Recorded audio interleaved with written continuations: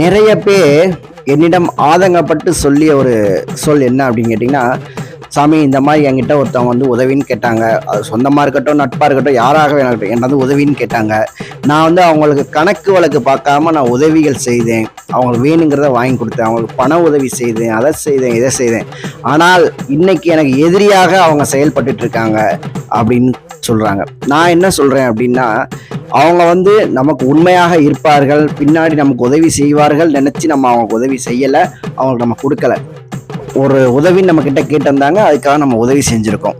ஆனால் அந்த உதவியை மறந்துவிட்டு அவங்க நமக்கு கெடுதல் செய்தார்கள் என்றால் கண்டிப்பாக அந்த தாய் மேல்மலையனூர் அங்காள பரமேஸ்வரி அவர்களை சும்மா விட மாட்டார். அவ்வளோதாங்க. இதெல்லாம் நீங்கள் தூக்கி போட்டுருங்க, மறந்துடுங்க. தூக்கி போட்டுட்டு நம்மளோட வேலையை நம்ம பார்த்துக்கிட்டு இருப்போம்.